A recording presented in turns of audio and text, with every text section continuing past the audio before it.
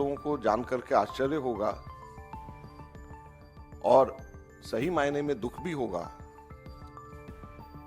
कि हिंदुस्तान के अंदर लोकतंत्र पूरी तरीके से खत्म हो गई है, तालाबंदी लोकतंत्र की हो गई है। हम लोगों को परसों ये जानकारी मिली कि जो चेक हम लोग इशू कर रहे हैं वो बैंक्स उस चेक को ऑनर नहीं कर रहे हैं। उसके ऊपर जब हम लोगों ने आगे छानबीन करी तो हमें बताया गया कि देश की मुख्य ऑपोजिशन पार्टी के सारे अकाउंट्स फ्रीज कर दिए गए हैं।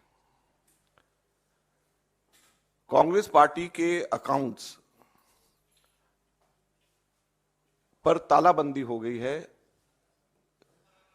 कांग्रेस पार्टी के अकाउंट्स फ्रीज कर दिए गए हैं। हमारे देश में लोकतंत्र पर तालाबंदी हो गई है और ये कांग्रेस पार्टी के अकाउंट्स फ्रीज नहीं हुए हैं, हमारे देश में डेमोक्रेसी फ्रीज हुई है।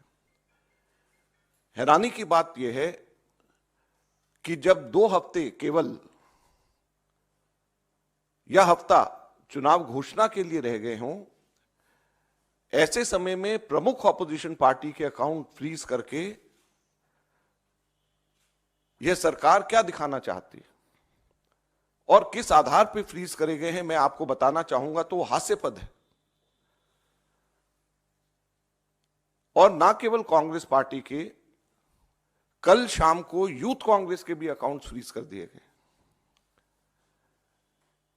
और यूथ कांग्रेस और कांग्रेस दोनों के अकाउंट्स जो फ्रीज करे गए हैं, 210 करोड़ की रिकवरी इनकम टैक्स डिपार्टमेंट ने यूथ कांग्रेस और कांग्रेस से मांगी। 210 करोड़ की कुल रिकवरी। और यह पैसा किसका है? यह कोई धनाढ्य पूंजीपतियों का पैसा, कॉर्पोरेट टैक्स का पैसा नहीं, कॉर्पोरेट बॉन्ड्स का पैसा नहीं है। ये पैसा जो कांग्रेस पार्टी के अकाउंट्स में है वो ऑनलाइन जो हम लोगों ने क्राउड फंडिंग जो करा है उसका पैसा पड़ा हुआ है। लगभग 25 करोड़ रुपया हमारा इकट्ठा हुआ है, जो हमारे देश के अंदर, जिसमें 95% से भी ज्यादा पैसा 100 रुपए से भी कम यूपीआई से लोगों ने जमा कराया है। यूथ कांग्रेस का जो पैसा है, यूथ कांग्रेस की मेंबरशिप ड्राइव का पैसा है और वो पैसा इनकम टैक्स ने, भारत सरकार ने फ्रीज कर दिया है।